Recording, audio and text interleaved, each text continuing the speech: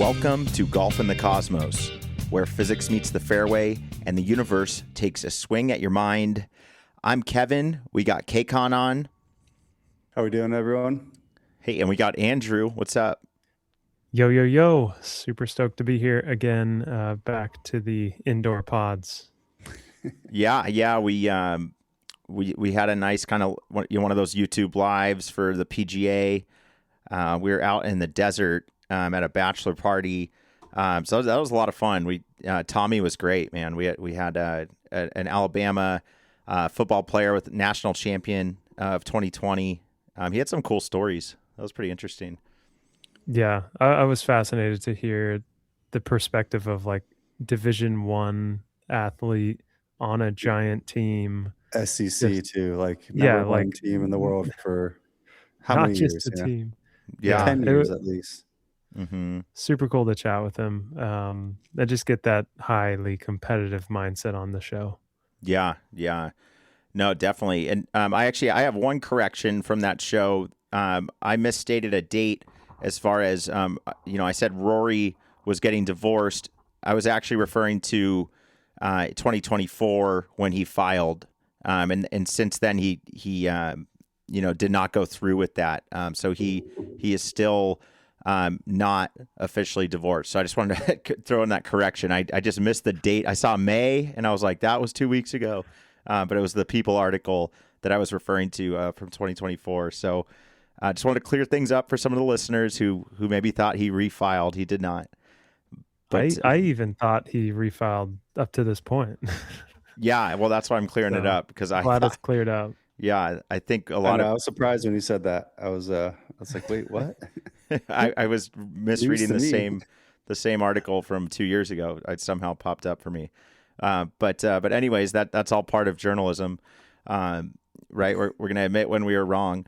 But yeah, the pod before that, we kind of had some reels explode a little bit on the internet. A lot of comments out there. I think and a lot of questions and comments about the Michael Block's son story. From the 2020 U.S. AM qualifier. So yeah, I mean, Kcon, do you have any? Did you want to clarify parts of that story? Yeah, I think there was factual items that I wanted to clarify. I think that the overall picture of the story is 100% correct. It's to my recollection. Everyone's entitled to their own opinion. But yeah, so the tournament was July 22nd, 2020, the SCGA local AM, USAM qualifiers at Arroyo Trabuco. So that was 6 years ago, not 8 to 10, as previously stated. Yeah, so, I mean, I think one of the other things that we were getting to was I did state that he didn't make the cut, and there was no difference whether or not he posted a certain score. It was the opposite side, which also, to me, didn't matter whether he got this or that because he already actually made the cut that week.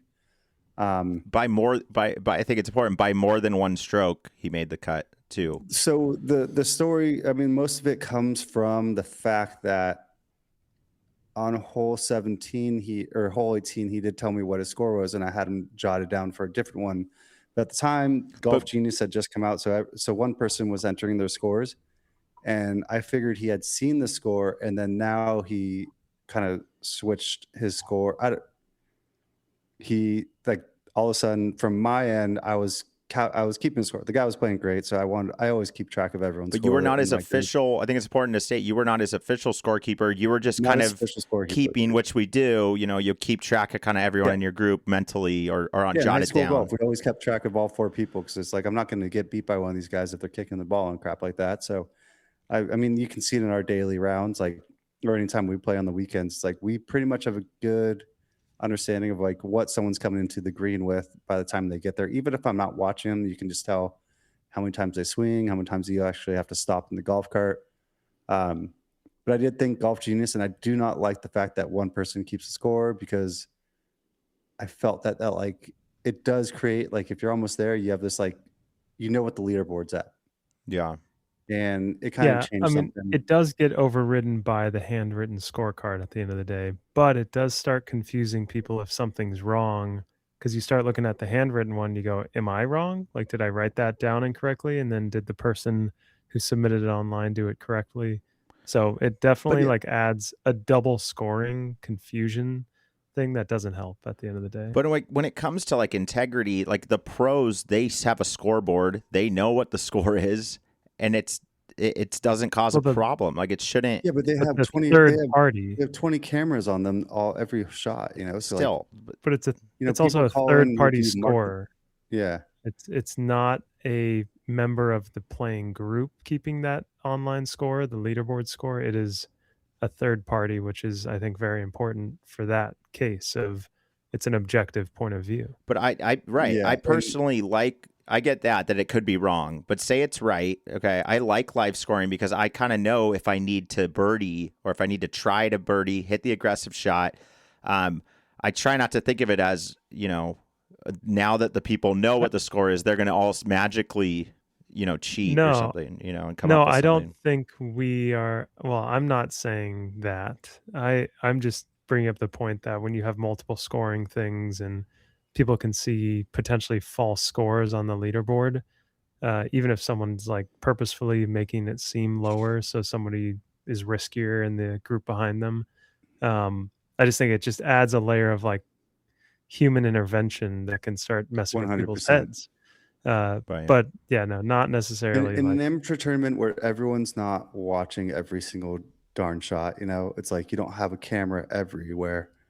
You don't have anything to resort back to. It's just, Hmm. word of mhm, mouth at that point in time. yeah. And Right. again, this all got brought up just because, like, on hole 18, we were standing there and he's telling me, he's like, "Oh, I'm probably going to qualify because I'm going to birdie this hole." I'm like, "Yeah, the guy's probably going to birdie this hole, but like, if it's at -2, how?" I'm like, "You're not there. Like, you're at -1 on my personal scorecard." Right. Um, Mhm. and so that's how it got brought to my attention. And I was just like, "Whoa, whoa, whoa, dude, what did you do on hole 3? Because like that's got to be the other than that, like you've been playing phenomenal golf." Mhm. So That was I see. the So on hole number 3, you wrote down the score after the hole without really saying, "What did you get?" You just kind of guessed, or did he say that when he finished the hole? I mean, looking back on it, I don't have an honest answer for you there. I would imagine myself being, no, he got this score, and I'm going to bring it to the scoring table. Got it. That makes But sense. and my scorecard that I wrote down personally, which is not the actual official scorecard, I wrote that score because that's what he should have gotten.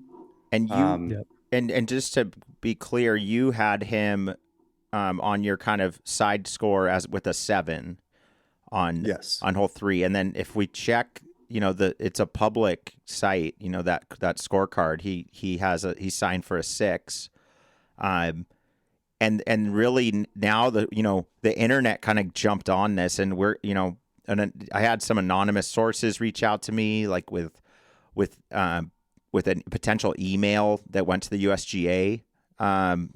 Other later people that have, day, like I said, they complaining about the situation. But I guess now it's like, the question is, did he take a drop or not? And I guess his side might be that he didn't take a drop. That's why he He didn't did get a not. 7. he did Yeah. not. No, and He's he's played it out quoted, of there, but yeah. yeah. And yeah, he has commented and said that, the rules official did come by. They did talk to us. I was explicitly like, "Hey, here's the rule sheet." I played Aurora Chubico so many times. Like, this has never been like, this area that we're in hasn't been a place that you're not allowed to drop or hit out of, but it was that day. And I explicitly, like, I'm looking at the rules, talking to the rules official, and I just felt like there was like a lot of complaining on one side to sway the rules official. Remember, this is just an SCGA. This is not a USGA official. This is It's a like, local guy. Yeah. it's local. So it's like Yep. the Local knowledge club. is there about who this person is. And it's like, it was leeway to that cater to that person rather than to the whole field that has to like deal with the same rules kind of thing. Yeah. And And I wish I had the rule sheet and I wish I could have that. brought up, but I do not. So, But I mean, it's well known that ESA, even if you see your ball, an ESA red with a green tip is typically what it looks like, a red stake with green tip. definitely. That you cannot, even if you see your ball, you cannot hit it out of it. It's a mandatory drop due to the environmental sensitive nature. Yeah. And that's just kind of the fact. I believe it said it on the rule sheet they passed out. It also is just well known at Arroyo that there's ESA everywhere, essentially. And apparent, the question is, was he in it, and did he get to hit out of it, and then was he able to sign his card because the rules officials said, yeah, that's fine that he hit out of it, but no one else was allowed to hit out of ESA that day. And then Andrew, you had some interesting information about a situation like that, according to USGA rules. I don't know if you want to go over that. Like, can a rules official override a rule? Yeah, No. We should definitely look into And that. can you read those specifics on a rules official overriding a rule? Basically, a rules official is just a messenger for the rules, right? And they have to go through many tests to understand what all of the specific rules are. So when they come up to any situation, they can problem solve and find the right solution. But it's really not even problem solving. It's just Before you looking get to at the the rule, I book.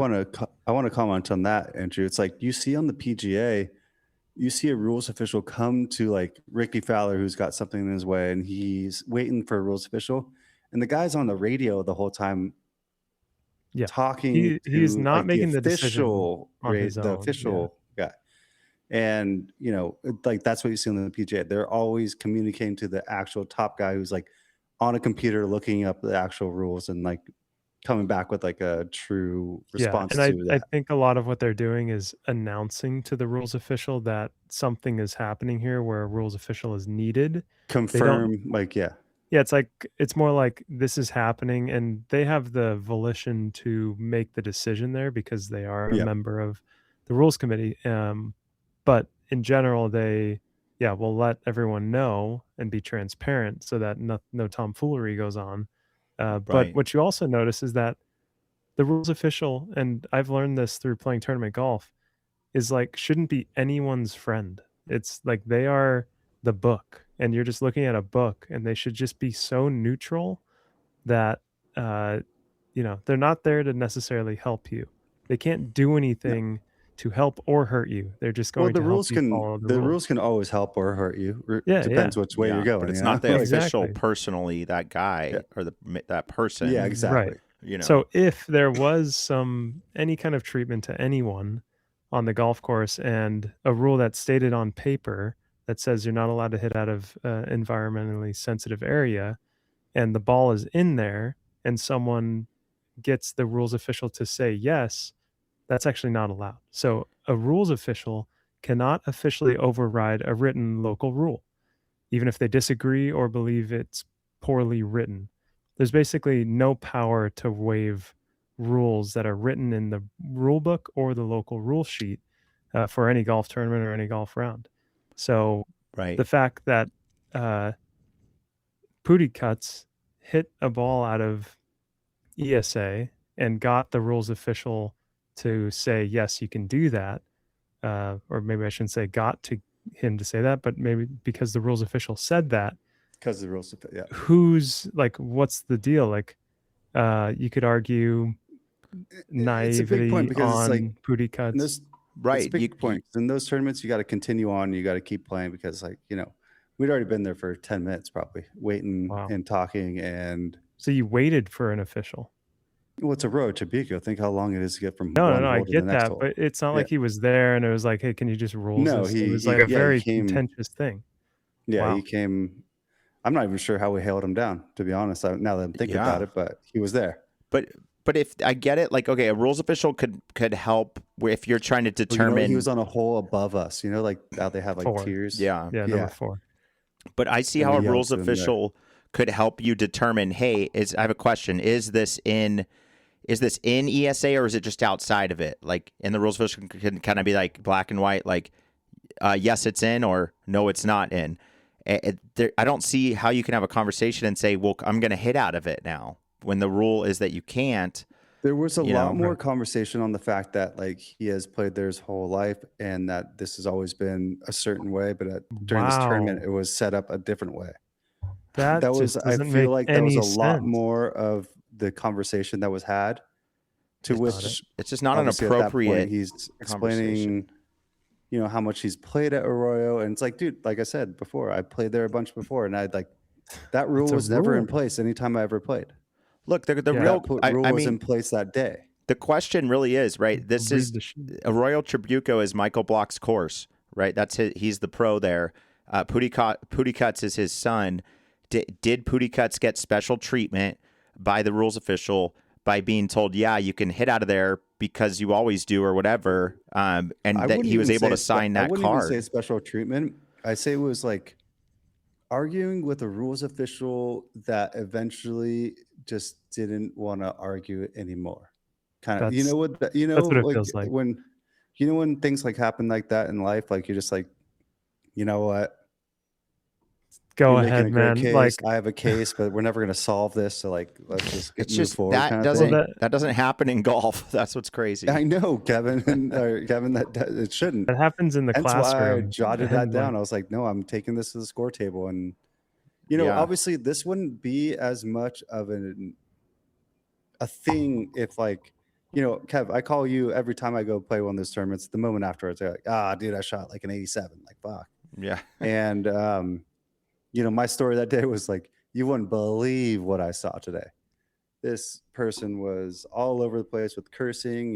He misses a birdie putt. It's like, Well, his I mean, grandparents are there. He's talking people about are effing allowed to someone's. people are allowed to do that. At the end of the Yeah, day, but you're not supposed, like, you can see it in the USAM tour rules and the the sportsmanship rules of and the stuff. round, like Sure. his Yeah. sportsmanship. Yeah. And then it's like, and at the end of the day, it's like he broke his clubs too. So it's like, who's going to forget that day? No, I think you're, and I could have easily forgotten that day. It's like, it just happened to be Michael Block's son who broke clubs. And then I have an argument with about a ruling official or a ruling. right. No, and what's crazy is that reel blew up, and Andrew, we should read his Puticuts actually responded, which I was amazed. I thought that guy's Yeah. too busy to give a shit about stuff like this, but honestly, and he has been, he has been invited to be on the show. We'd love to talk to him. I'd love to talk to him Definitely. about other stuff. I mean, I get Oh, yeah, what no, we'd love happened to here clear this out of the to a air and talk degree. to him. I'm not. No one's saying he cheated. Which this is just a story of something that people saw happen, and other witnesses have come out of the woodworks. Honestly, now that this has gotten more out in the air, and that's why we couldn't help talk about it more. I mean, I look, I'm not one to try to disparage people or anything. This is just a relevant story. His dad was in the PGA Championship last week. It's relevant news. It's an interesting story about rules officials, that relationship, and how things like this play out. I get it. It was 6 years ago, but that's not that long ago in the grand scheme of things. It's a real tournament. This isn't just like a pickup game.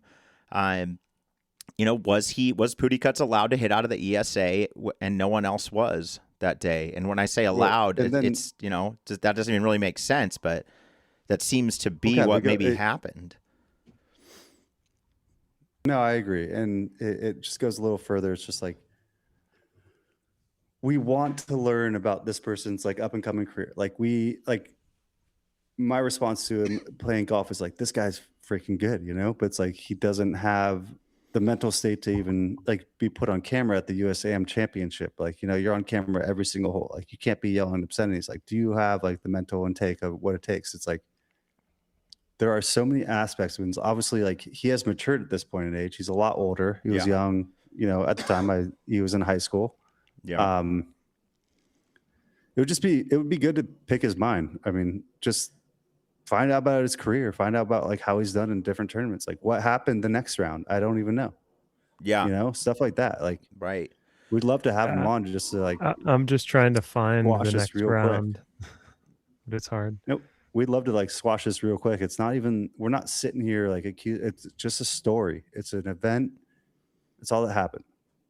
Right. It's not and trust me, anything and when the degrading to himself. when someone else reached out to me and said they have an email that they sent about this, it's like that's a corroborating source.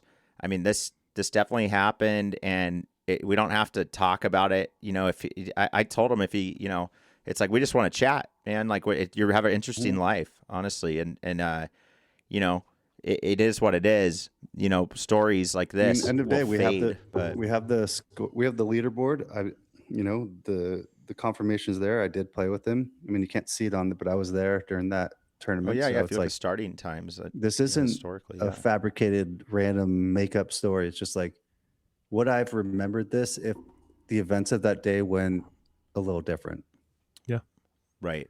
Yep. No, and we're more talking about the cursing and the breaking of the clubs. It's like, well, that's what made you kind of remember it. But to me, that's not as much of a story as is did a rules official give Puticut special treatment like that because his dad Michael Block is the club pro at the course at Royal Tribuco. What played out there to let him hit from ESA potentially. If that's what happened. It's more of like, is any convincing person able to convince a rules official almost in a way too? Yeah. Yeah. You're so set on, we play with a couple of the boys who it's like, we call a rule out on them. They're like, what? That's unfair. Like blah, blah. It's like, dude, here's the rule sheet. Here's the USGA rules that say this happens. There's no complaining in golf. They get so upset that we're like being assholes to them. It's like, no. Yeah. They think that rules. we're like, right. They think we're personally they think we're targeting them, Right. Yeah, they think we're personally taking it out on them. It's none of that. But it's just called, guess what? Humans get defensive when they feel like they were told they were wrong. And it's just a supernatural response. But the fact that you had to call the official over makes me think that he's had a good lie and was like, I got to be able to hit this. It was a great lie. No, it was like in this big patch of dirt. It was like, dude, you could play out of there for sure. Yeah, so he was pretty much arguing like, there's no trees that I'm going to step on or plants that I'm going to. We wouldn't have a rules official there unless I was complaining about the rule being this versus technical, that. Why would if it was nothing, I would have been like, dude, go ahead, play out of the lateral. That's awesome. Like, congrats. My ball's in a bush, so like, I do have to take the drop out of here because it's. Yeah. You should have hit your. You should have asked, can I hit mine? I mean. Andrew, it would have been like, well, yours. Andrew, mine was sitting in like a bush, like. No, but it doesn't matter. You that would have been a great line to pull. You go, but hey, I'm gonna hit mine, and he goes, sure. Well, you're gonna hurt that plant. Yeah, no, or he'd be like, go for it, dude. I walked up to it being like, okay, well, this is like a fully like you're not allowed to play out of here, whatever. I'm taking mine out, like. I'm not even thinking about, obviously, if I think about trying to do this, I'm probably going to screw it up anyways. Right. Granted, I did screw the hole up anyways, but. You would have never hit it out because you knew the rule and you're like, and again, there's no reason of hitting it. Why did a rules official come? Like, why did we hail? He's admitted that a rules official came. So why did we hail one down? Yeah. So it's like. It's actually crazy to me that the paper couldn't prove him wrong, that it said it there. And you paper is paper. It's not like you're showing it to him. You're like, look, it says you're not allowed to hit out of this. You have to take a drop. I'm confused how you can think about hitting this ball right now. Oh man, that gets me off. Rules stuff really. Well, you've been subject to rules. The 2 minute out in where was it? Yeah. The oh my god, yeah. Yeah. No, at Saboba, it's a 3 minute rule. Changed from 5 minutes to 3 minutes. I hit a great drive, can't find it. We have like 8 people looking for it, and it turns out it was just 40 yards farther. But the rules official had to drive me back to the tee box. But I didn't complain. I was just like, yeah, I understand. It was just annoying because the rules official almost got in our way of looking for the ball because he might have been parked right in front of it. Well, more like he drove up to where we were looking instead of leaving us like space to keep walking forward. It was almost like his cart was like just a mental blockade. Yes. Okay. So it was just after that day, I don't look at rules officials in the eye. Yeah. As I'm driving I by, I agree don't with you. It's like wave I always at wave. them. I wave to them, and like you're just like you said. It's can't. like they're not your Yeah. friends. They're not your enemies. They're just. And you could call them over for something And great. a lot of You them could call them aren't over for very something smart. Like they're not Well, like look, this I guy mean- working with booty cuts. I don't think he's very bad. I'm smart. not saying that they're not smart, but I think that it's like there's The it rules just official dep- you're I mean, talking it's about just that he depends. was talking to. Yeah. Yeah. Yeah, it's Yeah, I'm just like, like well, it just depends. I think he was Look, I swayed don't by even. Yeah, an I think. emotional response at the time. yes, Yeah, they can be. that's called Yeah, they not shouldn't smart. be influenced, and it seems like they can be. But the weird part about that story with Andrew was it's ambiguous when the 2 minutes starts. It's like because you're walking. Did you start looking yet? It's like you're always kind of looking. Yeah. So if the 2 minutes started right after your tee shot, Once then you like get into the everyone general would area, or three. right? Is it a 3 minute? I'm sorry, it's 2 or 3 minutes, but 3 minutes. 3 minutes. But if it started from when you started walking, it's ambiguous. Is my point. And that guy decided to start the timer at a certain point that. I would say for Andrew's case, it would be when you walk up and your ball is like not in the area that you think it is. At that moment in time, you're like, Yeah, "Where's my ball?" That but means it's still you're a looking for your ball. soft. It's still a soft barrier. Yeah. So we're Well, talking. what If we're was talking the, seconds here, that we're worried What about. was the Sergio Garcia? Remember before he wanted to go to Live, he had to go across that creek. I forget what tournament it was in, and he was having to jump over some rocks and like stepping stone over a river, and then he got over the river, and then he started looking, and then the PGA came out and was like, "No, you started looking for your ball like a long time ago," and he's like, "I can't get across this dang river. Like, what the hell are you talking about?" There's a quote. He goes like, "I'm so sick and tired of this effing tour. I can't wait to leave." Like, wow. I don't know if it's that Right. exact quote, but it's literally like, Yeah. "I cannot wait to leave this tour," because he was so. I'll find the video. It's like So fed up he's with so like Yeah. the time. But the again, he PGA. got penalized, but he had to cross a creek, try to get over there, and at that point in time, it's like they charged him for like a minute just trying to cross the creek. Yeah. Yeah. Well, and to Andrew's point, like I think we asked the rules official, like, "Hey, do you see a ball up there?" And then like that was the worst decision because that was when he started his timer. He's like, "Oh, these Exactly. guys asked me, so now if they don't find it in 3 minutes from now, it's done. Yeah. He has to go back." to Potomac. Or The Potomac. issue, Kevin, would have been the real interesting thing that could have happened is we find it as I'm walking to his cart to go ride back to the tee. Like I'm like, oh, there it is. Then it would be like timer's up, and we'd be like, when did you start the timer? And blah blah blah. Like you'd get in that whole. Well, that's why it's argument. like It you would be almost don't want to interesting. involve them on helping you with Exactly. finding a ball because you go, I'll start my own timer. I'm going to be honest about it and follow the rules, but I'm going to start it when I'm actually looking for my ball. right. At So- kind of like once I get to the max distance, then it's like, okay, Yeah. now I'm looking. Andrew, to Before I your was just point, walking. though, it's Right, like, where right. do you start? And here's what AI popped up right away. Sergio Garcia is most famously known for complaining about looking for a lost ball during the first round of the 2022 Wells Fargo Championship at TPC Potomac. Hmm. After his tee shot went to a hazard, he was assessed a penalty for exceeding the allowed 3-minute search time. Garcia argued with the rules official, claiming he hadn't started searching until he crossed the river, and was caught on microphone saying, "I can't wait to leave this tour." Wow. Shortly after he left for Live Golf. But again, he argued, he's like, "I can't look for my ball until I cross this damn river. What are you talking Yeah. about?" I'm not looking for it on this side of the river. Yeah, buddy. I'm looking to So, keep my shoes dry, Yeah, man, that'd be tough, but it's definitely a pace of play thing mostly. If people are looking for 8 minutes because the timer doesn't start until when they're right next to where it should be, Yeah. then it's like, okay, now anytime someone loses the ball, play is slowing down for They probably everyone. knew I he wonder was leaving the tour, and they were like, try to smoke him a little bit. Well, I wonder at that time, it's like, PGA players have to like wait a long time before they hit every shot. Like probably like how much are they waiting standing by their bag? Probably 5 minutes each shot. Yeah. So it's like, doesn't he have, it's like there's nowhere to go. So they give me the time to cross this river and then go search. Yeah. And it's Yeah. like, if I recall correctly, it's this big embankment that is like, it's flat. It's like an area you can hit out of, but there's brush and weeds, but like you can definitely hit your ball out of there and Mhm. advance it. Oh, yeah. Once he Wow. finds it. Yeah.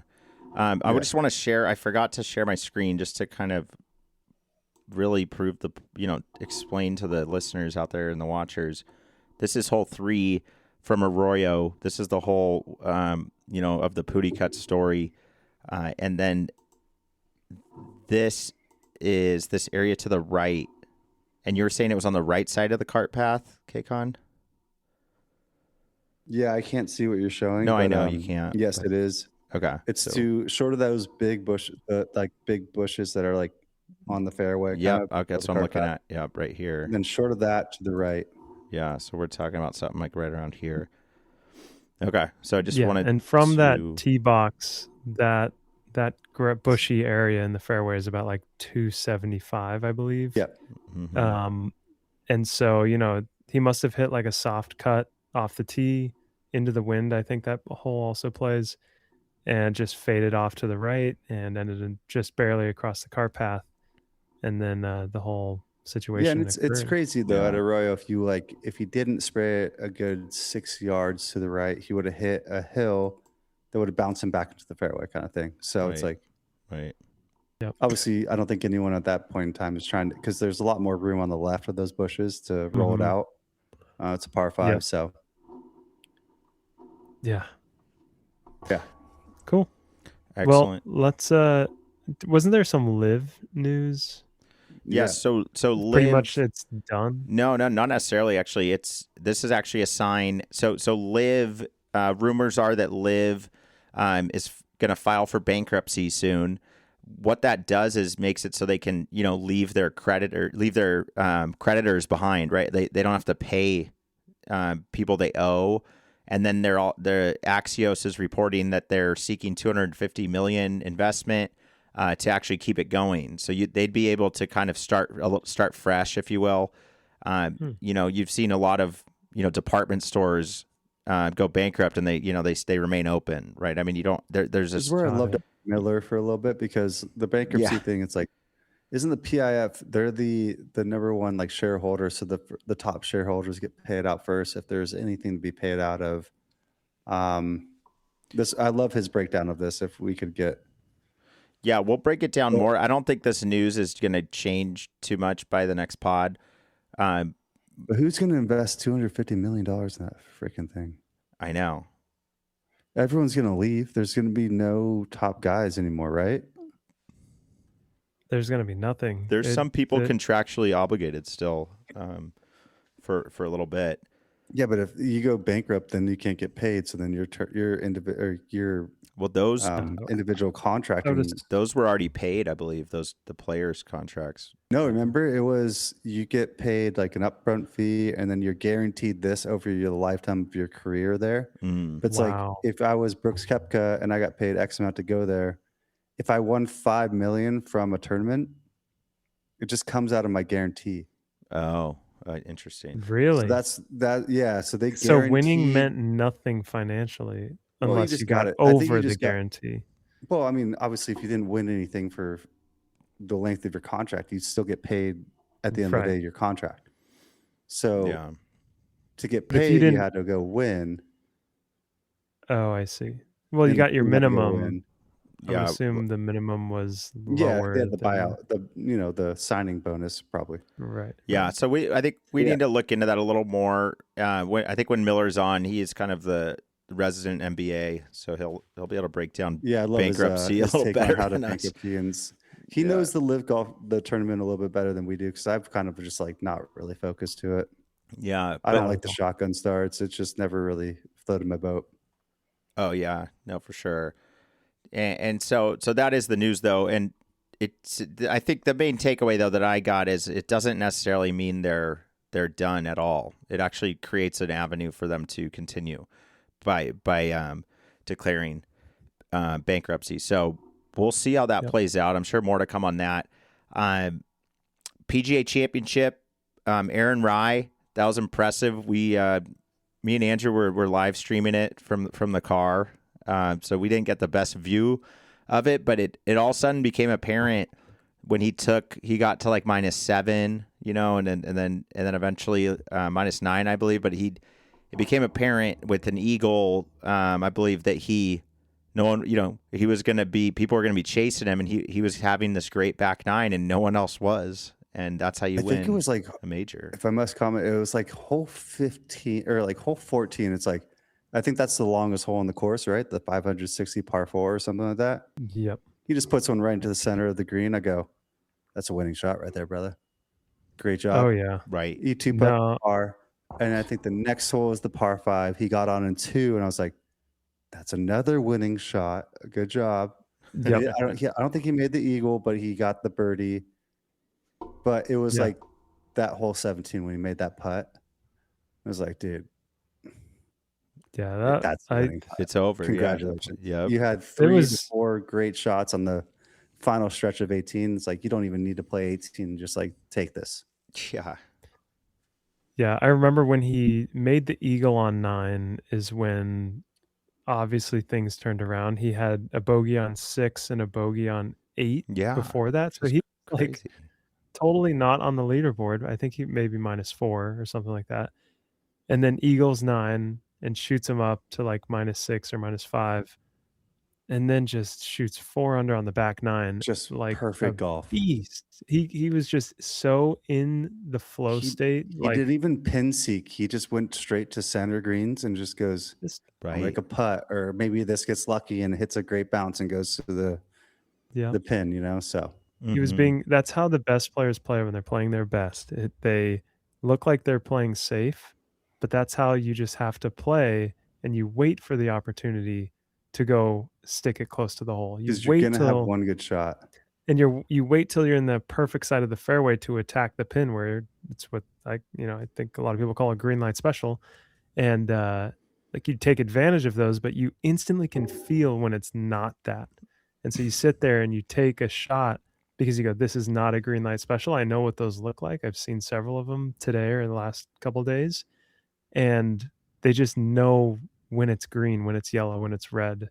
And when you're Yeah. playing poorly, it's very hard to see those situations. You're like, everything looks like a green flag sometimes when you're playing that crap, or everything's a red flag because you're like, I suck right now. Yeah. So I've had I don't know.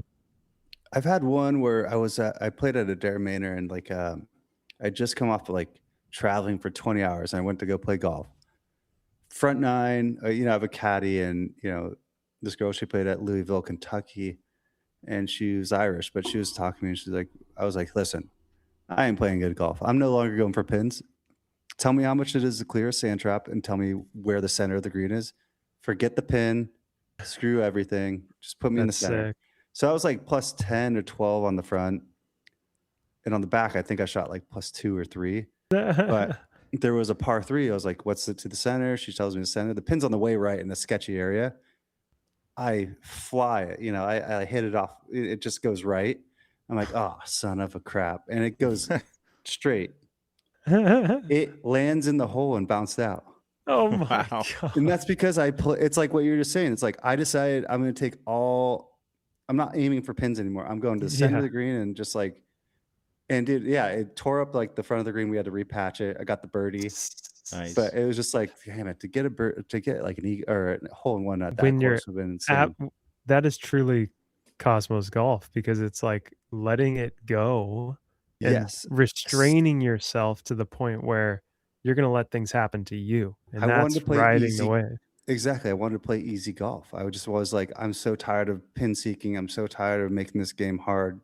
Make it Mhm. easy on me. Just tell me, screw the driver, just place it out there. We'll do a 4-iron. We'll do a 4-iron close, and then we'll chip up, and then like maybe I'll get a par, and which I was doing Yeah. good at though. But it was really Mhm. funny though. It was just like I didn't aim at the pin. I just hit I have a hook shot and this sliced.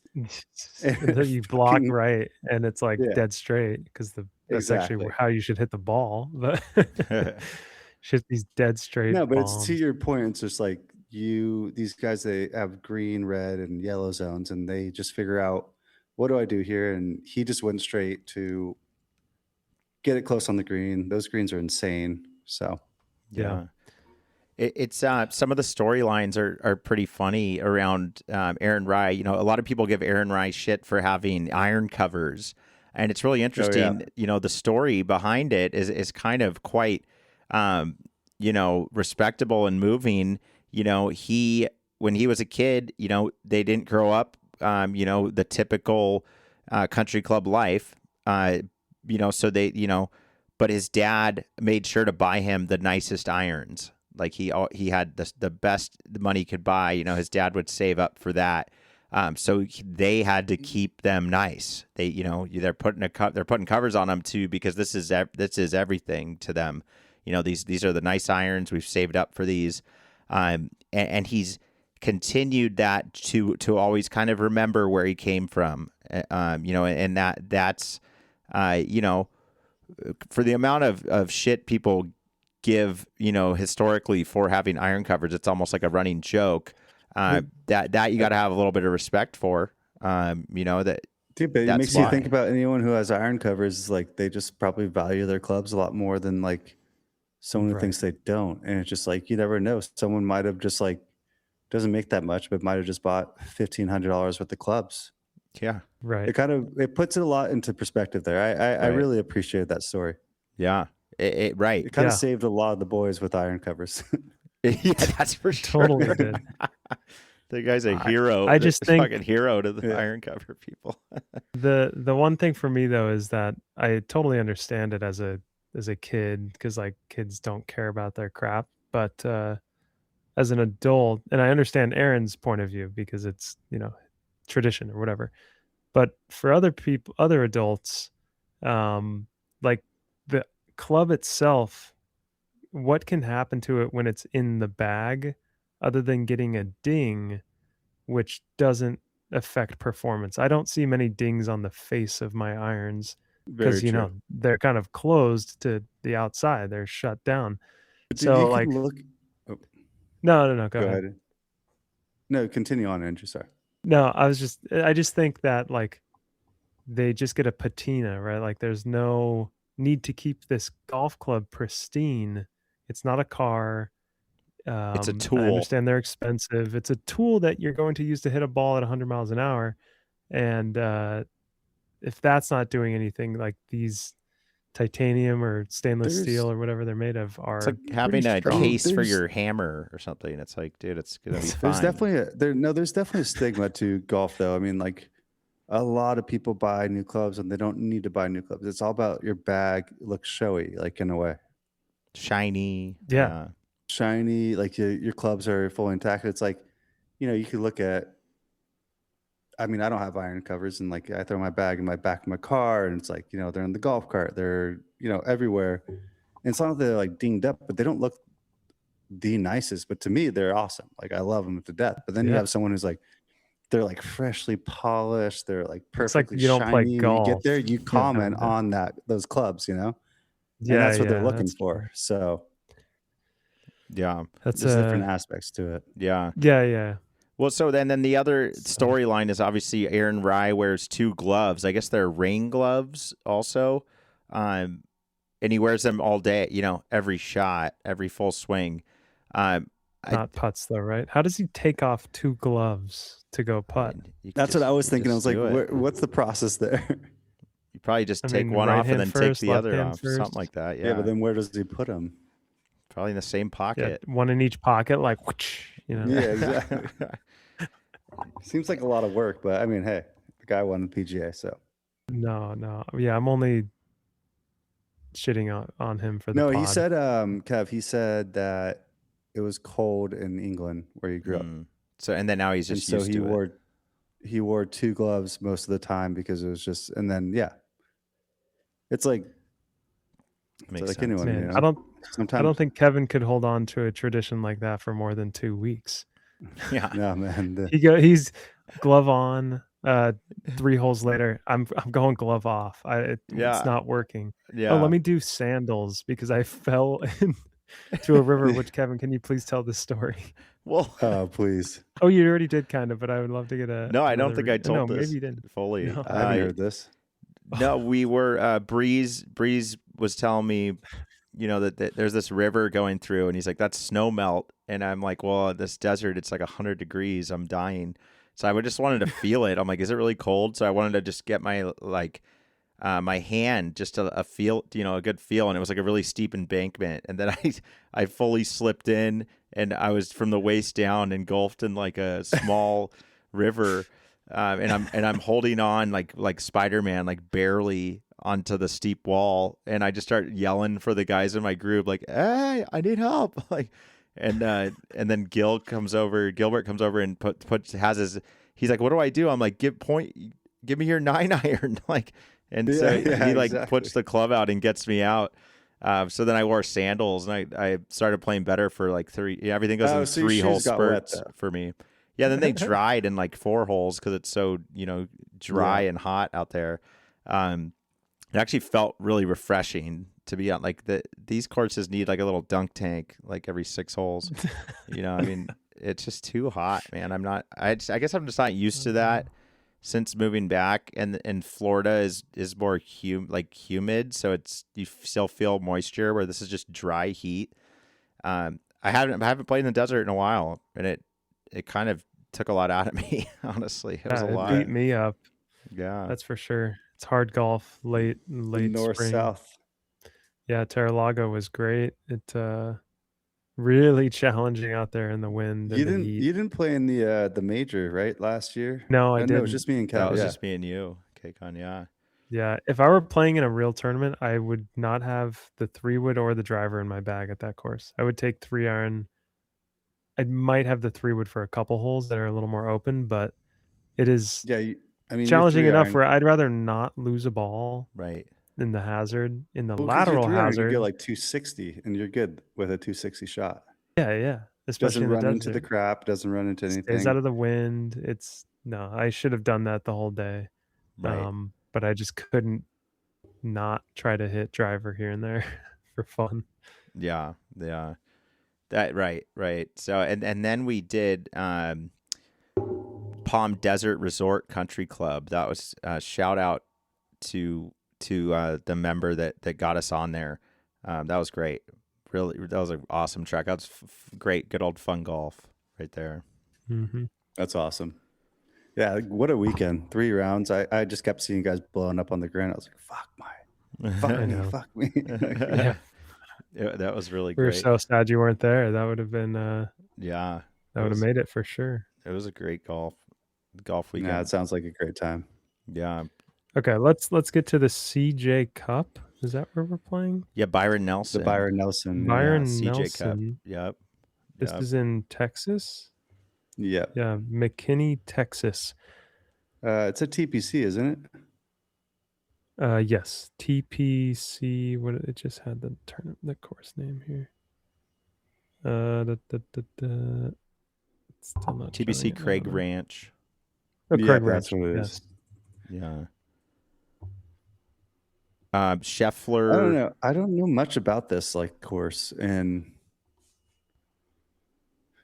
it just looks like Scheffler. He went minus 31 last year, right? 31. Which is good that he's playing. Yeah. It's just nice to have opportunities to watch him in these type of fields, these type of courses, see if he can remain dominant. Right, number 1 in the world. Always fun to watch Scheffler out there. Oh, wow. See what he can do. I think he's the lock of the week. He's made 10 out of 10 cuts. It's him against the field. I mean, he's plus 160, 170. Now it's showing plus 150 on the PGA app. That's insane. That is pretty insane. I mean, wow.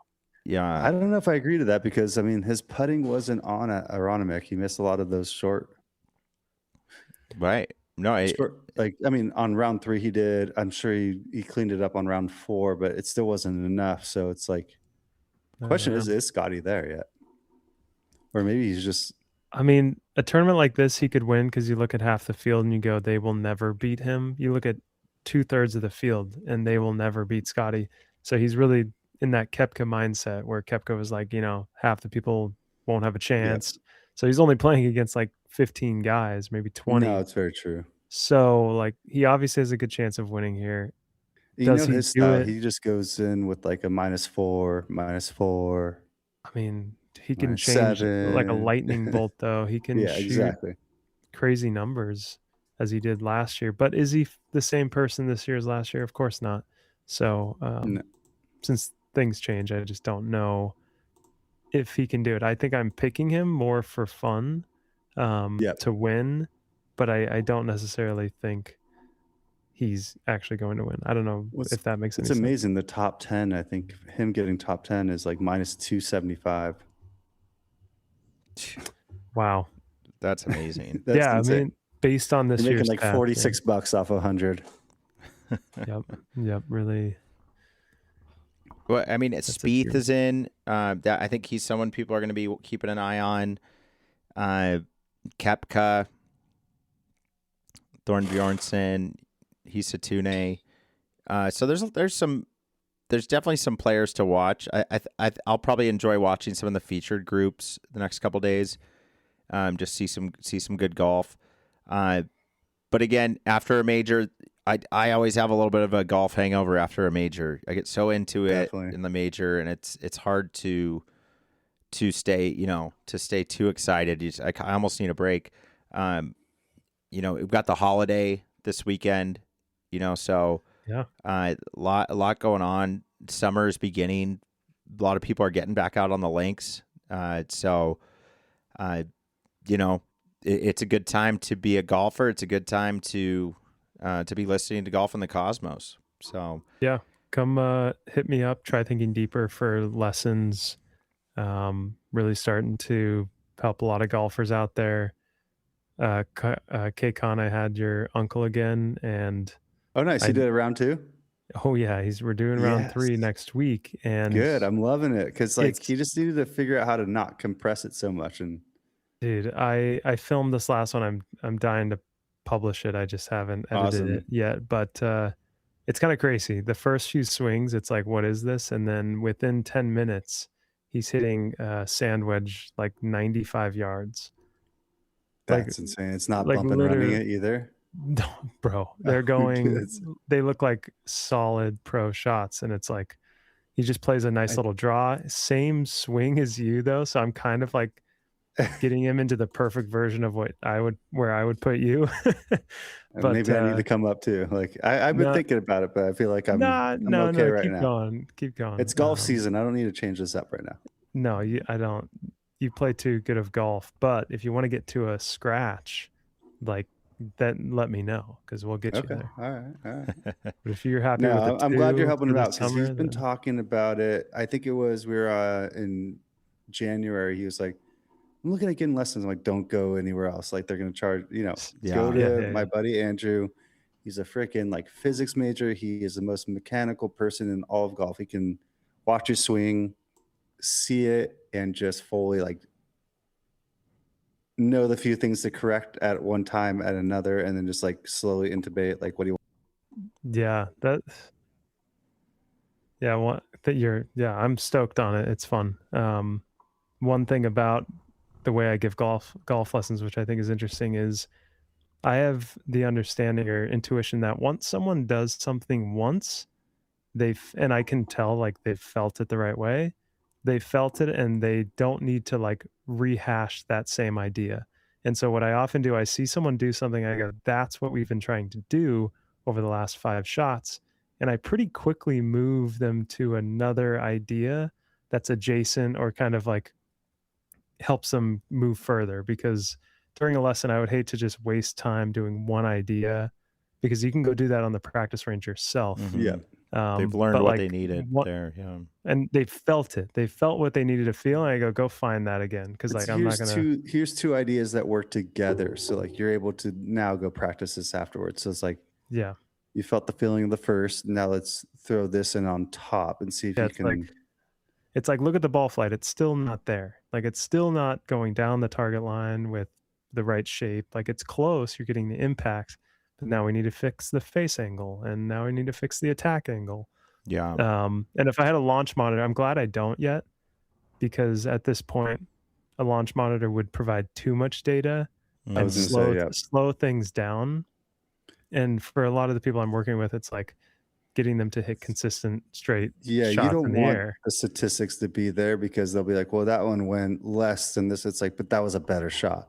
Yeah, How do you explain that was a better shot when the metrics are down, you know? exactly. I go, fucking throw that thing away. Like Yeah. this is golf. It's real. Yeah. So that's my Right. stance on Right. launch monitors. I've been looking at them because I'm like interested. What would that do? But the more I look at it, I go, they're all BS. Give it 2 more years. Give it another year, and they'll be half the price, Well, I just don't, and even better.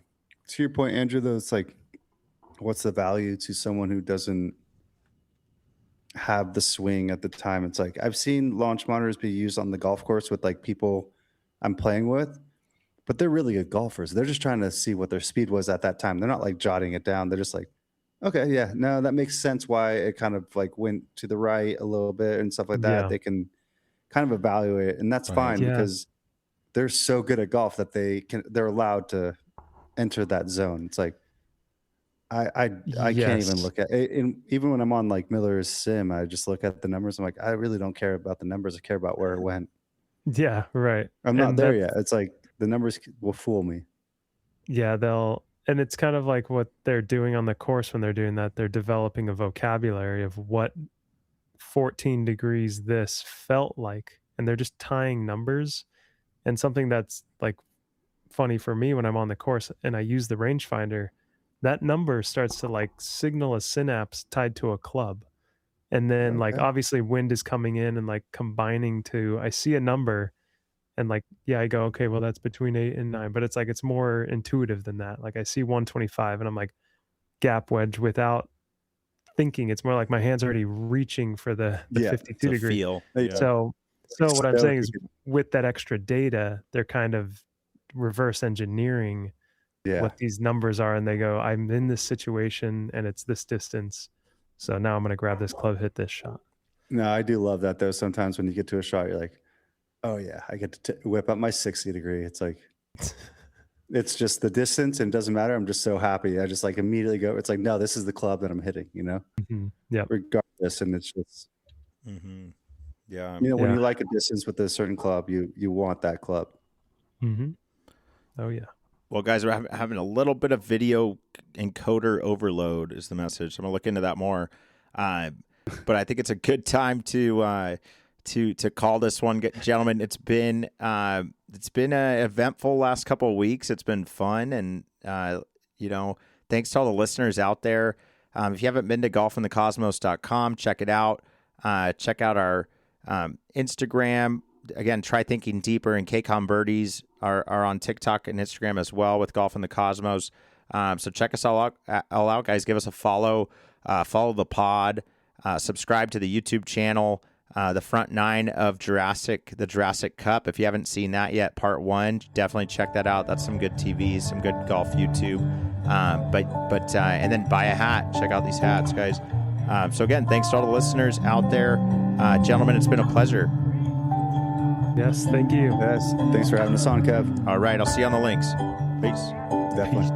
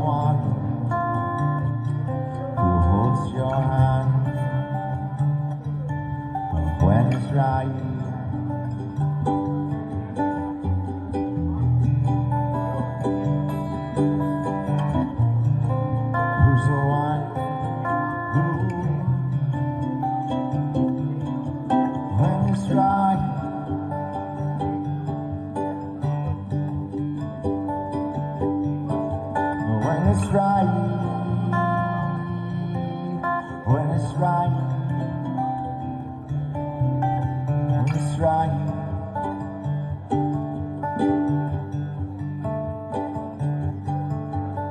When it's right, or when it's wrong, when it's right.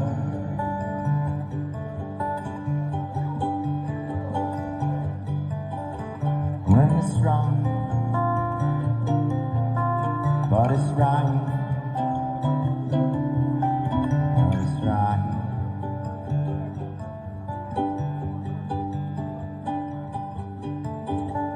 Who's the one holds your hand when it's right?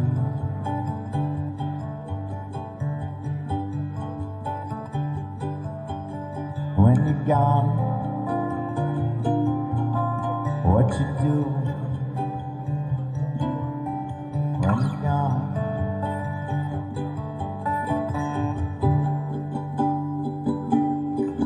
When you're gone,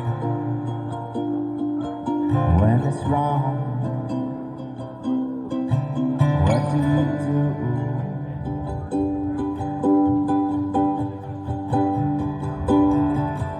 When it's wrong, when it's right, when it's wrong.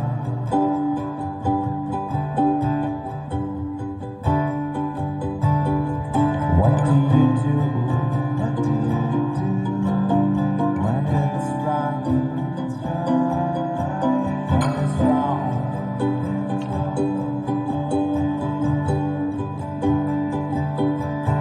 When it's right, what do you do when it's right? When it's right.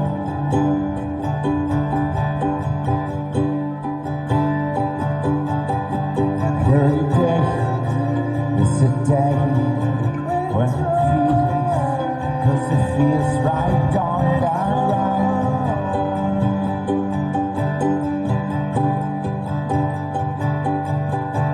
when it's right, and you feel like something outside. Oh, when it's right.